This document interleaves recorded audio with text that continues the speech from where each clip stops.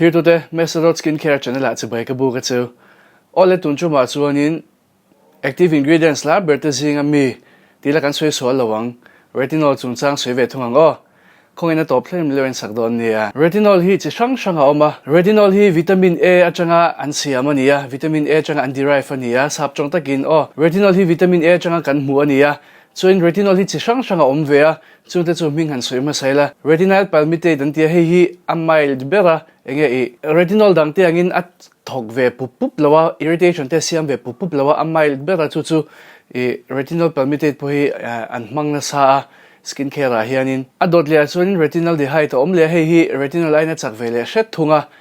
chuanin chu mi zo chuan retinol la oma chuan tretinoin isotretinoin te po antia chen khata chuan adapalene om le heng ho hi retinol family khatania retinol khatania retinoid te po a om boka tin retinol hi thatna tam takane ya manna tam taka om boka kan se chem chum toin karenga khang te kha chu ti chuanin retinol hrim shimi zaina po hianin skincare ang ten karon tinghal don boka retinol a thatna te hian soi photila tero retinol chu anti aging an nia o anti aging kan ti khan vun chuar tur veng tu tur o sabjoi mangna sa te min te anti aging po kan le zelang tin anti aging baka retinol anti aging chu vun chuar tur emotar tur veng tu ang khani maya so retinol bi ka ro chu kan le tang mi zo chogin chan chu sap chong mang na sa min ti thei mai mi zo chong le kan tu manga tar harna kan ti ang o retinol chu mi zo chong chuan tar harna ni chu o tla khana te mai lo ti nge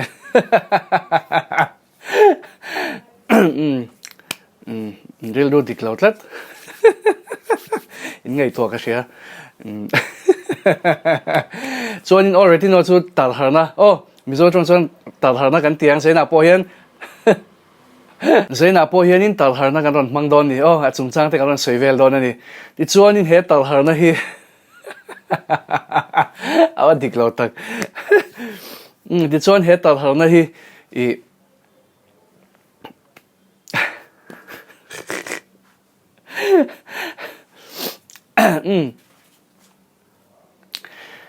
tar harna hi retinol hi dik thei lo tar harna ti da retinol emponi se tar harna hi tyrosine inhibitor kan ti te singa mi khania chu mai duk tan po chate khania tin tar harna hi mo vun chuar tur veng tu tan ten manga tin collagen an ti chaka tin kan vun a regenerate kha anti chaka a process kha anti chaka chuanin ain siam tharlena ni chu ain siam tharlena kha anti chaka chuanin kan vun enge exfoliate ve kan vun che kha ron pe ve ni exfoliator ange mem chon chaklo ma se dead skin cells te kha ron pai chuak ve vun pon la kha na ron shoi chuak ve ni chu a thatna tele kan vun enkol na ta na a thatna mania tin retinol tar harna hi mo overall ve mai chika te hian an tha bokatin mai duka po an that rolin mai bola an thale boka khatiang khain he an thatna kha tam ve chuang chuin lar pon lara tin dam doi ti me ang doctor lampo hian in an chona sa ai chi te omatro isotretinoin te kan te iso te kan te maya tin enge doctor bulakal doctor patient ni lai kha chu hanzo tila atlang puin iso am tila o anti thei vek lo pon iso ke an ron ti thei de uzela chuwang chuanin kan mang lar khop maya a cream mai ni lawin a chi khen kan mang na sa chu ti ro chuanin soida khan retinol ti lo hi chu doctor chona lo chuanin leite hara man mai chi po ni che lo iso te po hi enge tretinoin te po cream angi no ma se doctor chona hnuai lo chuan man mai chi lo an chak to tin an strong top ti mai ang mo vun kha irritation te po kha an siam na big retinol ai khanin an la siam na le dai ni chu ti ro chuanin an tha thunga chu wang chuanin tongpong lo le ngot lo tu tani lo man ngot lo tu tani doctor ro chona hnuai lo chuan chu ti ro chuanin retinol te hi ero chu ti mai ang skincare a chi sang kan muwa kan mu chawa ti ro chu ti ro chuan retinol po hi an niam ma changa chan tur ni soita kan khanin retinol po classic life man chan lo tur te kan tia ti ro retinol chu classic life man lo tur te kan tia ti ro chan chu vun an ti ro thei wang le classic life chun vun lo ro tlang po irritation te kha a om ma du bi ka ni chu wang chuanin tu nang bo ro khi retinol man chan hun ani ti ro video ma sa ma po ka sei to kha retinol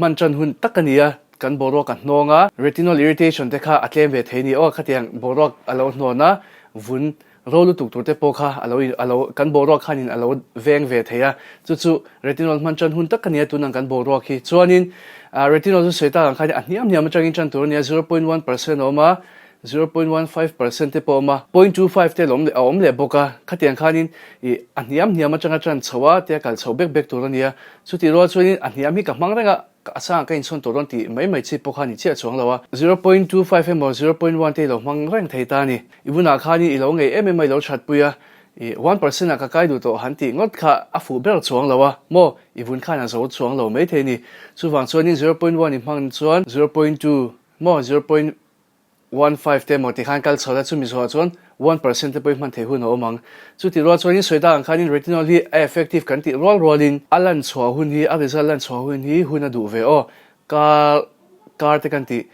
kar chu soilo thathum nu ate lang chawang retinol result tak chumo in hmuchan chawang tin retinol hian in purging a thlen ol boka a thlen tlang pui boka mang chang lo tan pe chuanin chuwang chuanin film khuranga ya kar khata voi ni lek ba ka start lo tu ro thakha chung eng products polo mangula I kamang chang to tho tia khatia han thak mai chi khan lo kepo ke experience kan soinga 1% te kamang to tin a booster te achak ber chi te kamang to kamang theivek thoni ma se thlama sa ma se level khanin kind life hianin formula rx retinol hi miron presena miron pe I 1% ne hi achak kara lu to ka he thil hi I karina na chaka I purging min la thlen vele tho khatiang khani tin I retinol hi kamang tam lo ke ma hianin do choi lo chuanin kala mang tam lawa ka man zeu chang kan ya chu ti ro chon he vitamin C te adang te anga regular ta ka man hi kan nei lem lawa chu wang chuanin retinol hi ka bun hian in ala zo lu tuk big lo ten ka hria chang chuan ma se chu po chu ani thei rolin retinol e roi chu ngam sar chi ani in ka hrelo ke chuanin ka vuna chuan chu wang chuanin ke chu I ka man pon kar ka ta voi ni lek ten products thar pe chu ka manga thakhat nu ate voi thum khatiang khanin ka mang tam chote tel thunga chu wang chuanin retinol man hi film khurangai o I a purging te hi arai ve du re lu to ka chuwang chuanin purging nei lo tu ra kan man du chuan thakata kar khata voi ni thakha chung man khatiang kal chho te kha ngai china chuwang chuanin lo film khurdonia purging chung chang ka soi to purging shim nia chen ru chuan chunga hen link ka lo dangin lo en bok donia chuanin ka amman dan kan soinga apa ngai na man thea sandwich method ten ti boka chu te po chu ka ron tilanga chuanin oil based te po oma chuwang chuanin khatiang kha man hun te ka ron soi zelanga tuna chuanin eng poni se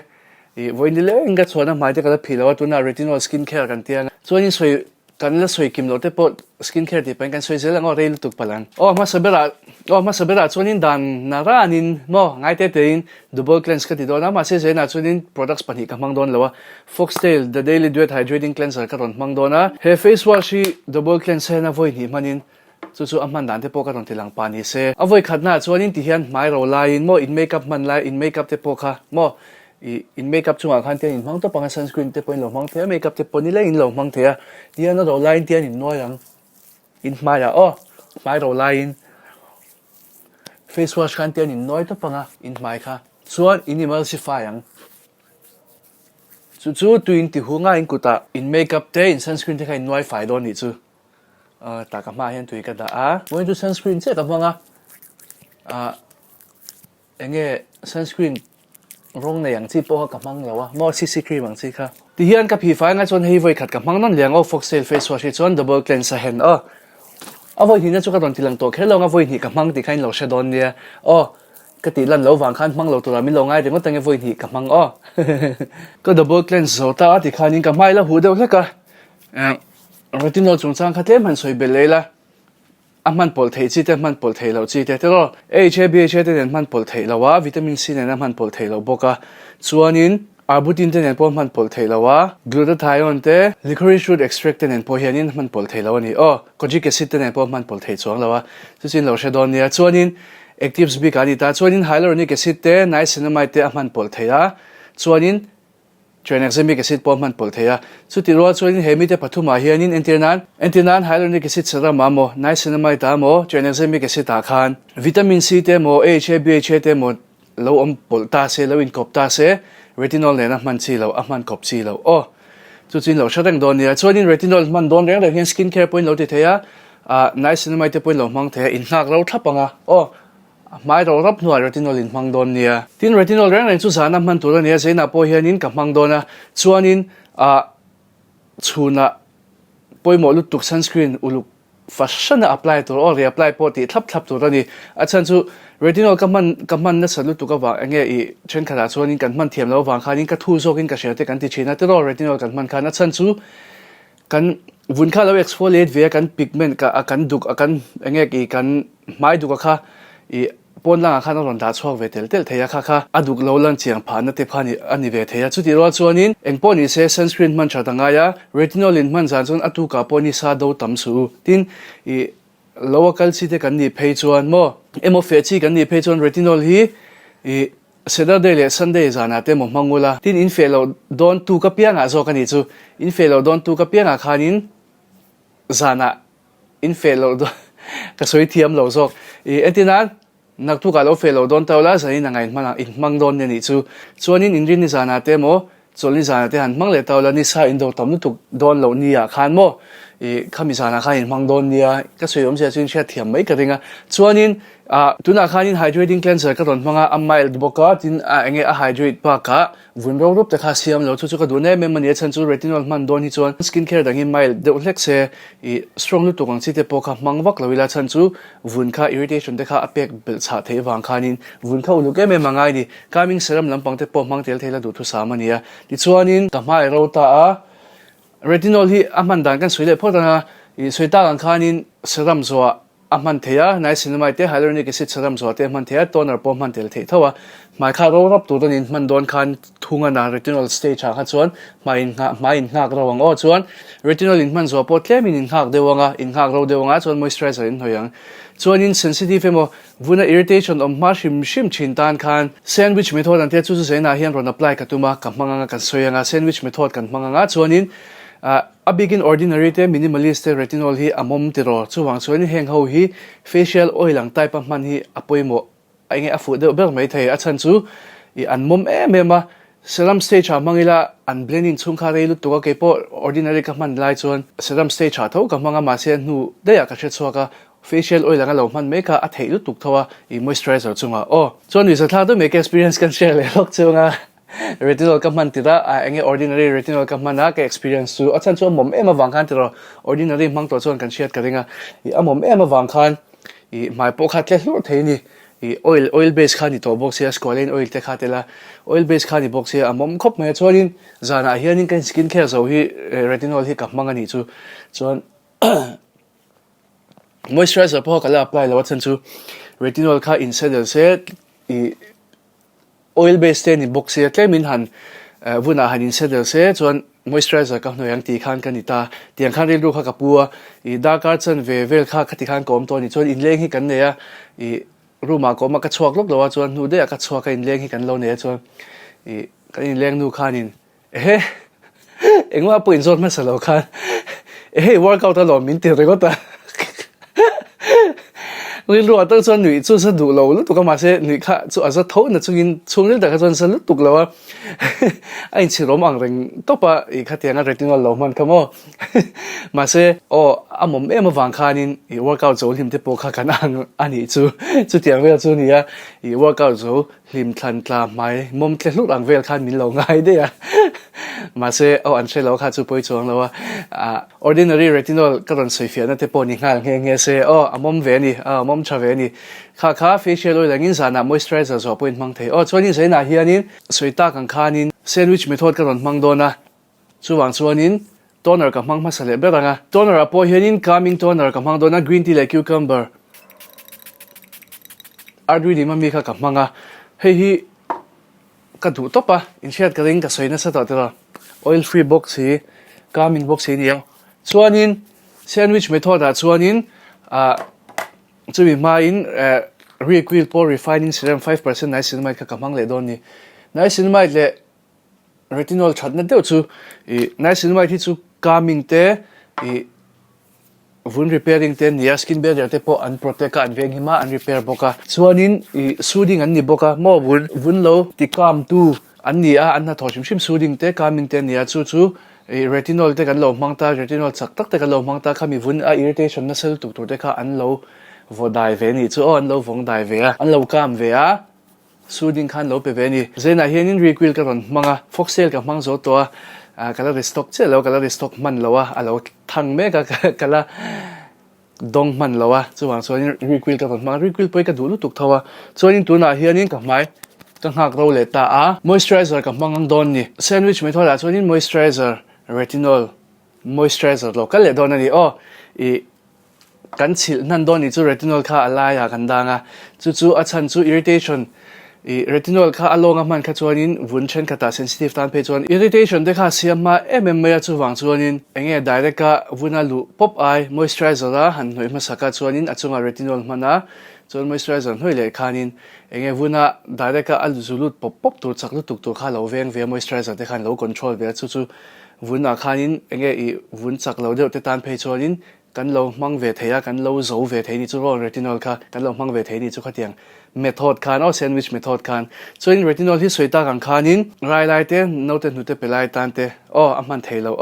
chuanin retinol hi ceramide sin combination thaka ti boka zaina hianin foxtail smoothing moisturizer ka ron mang dona ta hianin ceramide chom boka chan chu retinol te hianin vun an ti ro rup ta ti ro an ti ro rup ta I tin mai mom te pokha an ti ro thei wang khanin ceramide su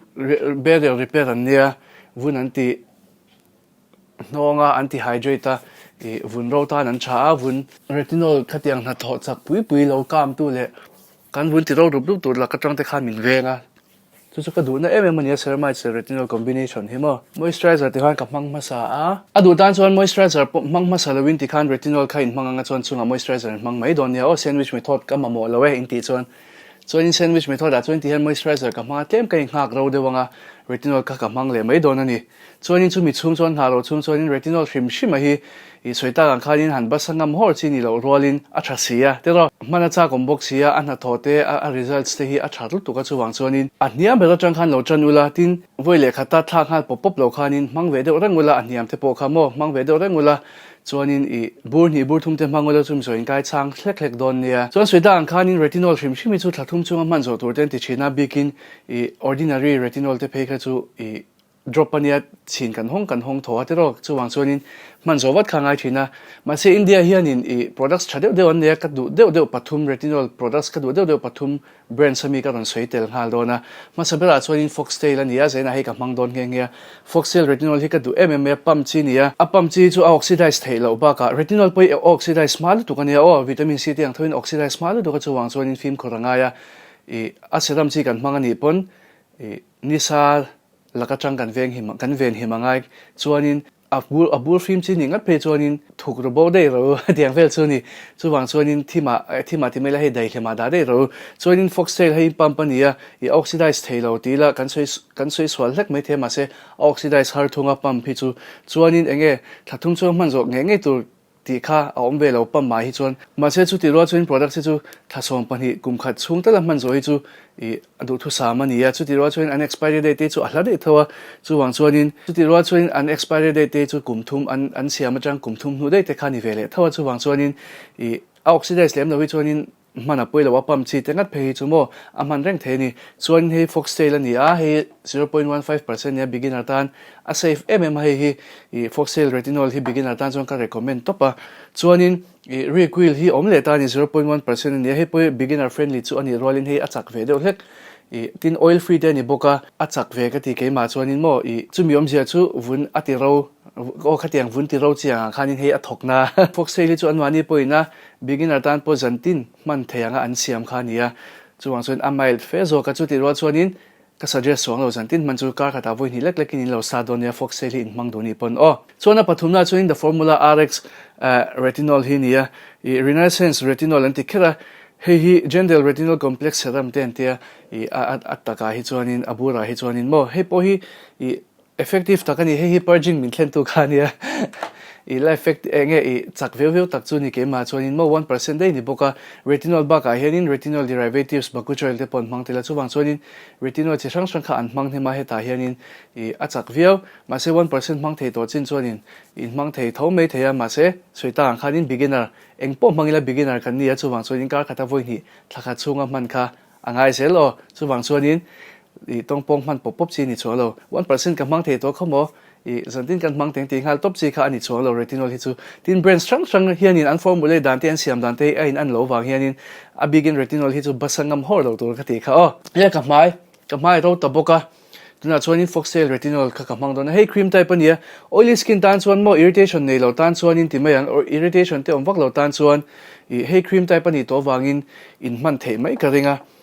along hianin moisturizer pot sil lovin in man thei mai ka ringa tin vun ro te kan lo chak tlang pe to oily skin chu chuan hei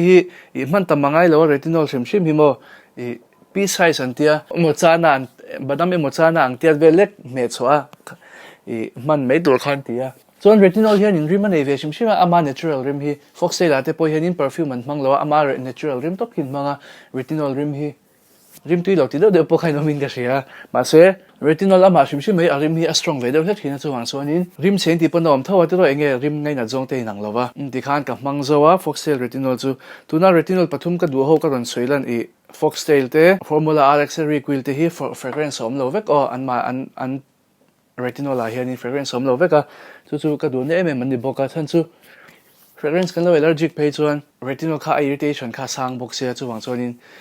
kan vuna khan irritation chance kha sang mani fragrance kan allergy pe chuan mo ti kha nia ka mang tam lo boka re lo te ka hak lenga chuanin moisturizer ka manga nga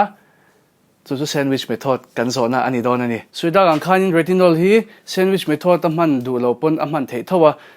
serum man masaka moisturizer man emo moisturizer nuwa retinol cream type man le mai khani chuti ro chuanin serum chi kan man chuan sandwich method kan man chuan serum zo khanin ti nge tu ro man nge ngai serum type kan man chuan moisturizer achunga man le nge ngai o chuanin cream type kan man ro chuanin sandwich method kan pe che lo pon a begin oily skin tan chuan ti khan moisturizer retinol cream khani le mai ta chuti ro chuanin oily sensitive kha ve theya enge han thwa chau pe si lo kha ve the khatinga khanin oil free moisturizer te poka enge a third enge a sandwich nan khana man theya intinan ceramide cream lo manga retinol cream chu mi zoa oil free moisturizer te kha man theya tero hey foxtail oil free moisturizer mani lo kan review te poka a man theya changkai lu tuk don kha oily skin tan pe chon amom lo he thili oil free ni boka ti zok teng oil free ni boka oily skin tan chuanin mananuam don topa indu don topa chanchu kema kaman phe chuanin min potmar lelek alonga kaman phe choma ka fun hi potmar de tong in ka sia chu tiang khopa oil free chu nia chuwang chuanin pathumnan mo sandwich method ta sandwich step a step thumnan mo a step pathumnana oil free moisturizer han man je pokha athlanom viau mai theini chuanin ka bunin sedel to cream kha ka mang le tonga a sandwich nan ceramide chi ka mang le me kema hi chuanin hemi foxtail hi ceramide cream hi smoothing moisturizer hence ceramide oma unrich moisture cream kha chu ceramide om che lo na chungin hydrating ingredients deu kha om thowa tin athik dewa amom hlup cholo na chuin he a hian in athik zoka tin sensitive skin tana an siamani wangin fragrance pom lo safe ya chu adu tan chon kha po kha man thei thowa man nuam thoni o kha po kha di khan sandwich method chu ka zo ta dera mo moisturizer ka mang lea ka zo ta sandwich method kan zo ta ti chuanin ka soile du chu retinol in man reng hianin film khor ngai le shiat reng ngai chu nisa do tam lo ula nisa in do tam don ni chuan retinol hi mang shi su ka soi khamo ni china po achan chu kanvuda ti sensitive lawa ma se ni sala ka tangin retinol khanin kanvun kha ati sensitive chu wang chuanin film khoranga retinol kan man chuan atu ka sunscreen ngai poimo tur poimo bon le top chuwang chuanin reapply po da kan hi dana ti za thei sham chuan ti sham tu dani sunscreen reapply retinol kan man chuan tin ni sa do tam lawila ni san hoi na kan thong don ani phe chuan retinol kha mang lo mai la lo in enge man hun khawm don thawa ni san hoi kan thong reng lo theya zero sensitive tan po man vek the thawa sandwich method te kha apply thei lu tu ka tin oily sensitive po kha om ve thei bang khanin le chumi bai ba ka beginner tan po retinol lam mangai lo te skin care lo ti chan te po kha kan ni theya retinol lam mangai me lo skin care shim na tingai lo kan ni phe chonin sandwich method hi atangkai thei viawa invun tan khan mo a safe viawa ni chu sandwich method hi retinol man don ro chonin ti chonin retinol hi vitamin C te nen po khanin a man pol theya chu chulama vitamin C manganga zanlama retinol chuanin zaina po hianin kema po hi retinol ka hmangta tiro chuna vitamin C ka hmang tho chuanin naktuk chuna po naktuk chuna ma chuan vitamin C ka hmang le don tho kha man thei veka o a hlo om lo chuanin retinol le vitamin C chu voi khata rolin man thei lo ma se ni khata arolin man thei o chuna vitamin C zana retinol khatia kha in lo setop don nia o lo chin chia rengulatin a safety kha o a safe na kha longai poi mo ula retinol kan hmanga ni sa kan dowe mo sunscreen a kan vun kan enkol that le chilo chuanin kan vun thadeu thei tur kha emo kan vun thareng lai po kha a chepal dei the o a che thut the timayang ni sa khanin ati che thei ni zo kana chuwang chuanin film khurangai MMA retinol kan man chuan lo hlau khero su o film khurangai ka tiwang hen lo hlau chong lo la ma se sunscreen ngai poi model sunscreen in man chatna na chuanin khatiang la ka chang khan aveng him don lu tuk tho chuwa ma se sunscreen in man chata ngai pon in chwa don lek ten mangula reapply te kha warula retinol in man chuan o kha poi model to ka chuwang chuanin suitak fo chinangin sunscreen po hi kan man ngam tur kan le mai kan le deuh reng thei tur hi mana cha o kan nge zong te chuanin he foxel hi offer an nei chachina chuwang chuanin sunscreen te po hi stock chi viau o lo stock call chi viau ni lo le call chi viau ni chu sunscreen te chu reapply cha thei pe chon retinol kan hmang lo ni pon sunscreen reapply chu kan ngai pe mo shim tu ni mai duk nei chi tan ngat pe chon mai duk nei lo tan po mai duk la ka changa min veng te tu ni wang khanin kan ngai poi mo ngai sunscreen shim chu o ole ti chon khati zong kha retinol chung cha kan soi the le sandwich method skin care kan ti lan the te ni ya lo chang kai poi lo hlok pui ngai ka be se ti chuanin ka channel te mi lo subscribe ka video te mi lo like ka mi lo share sak se to in ka som chewa video le pe ka in male chho don ni ya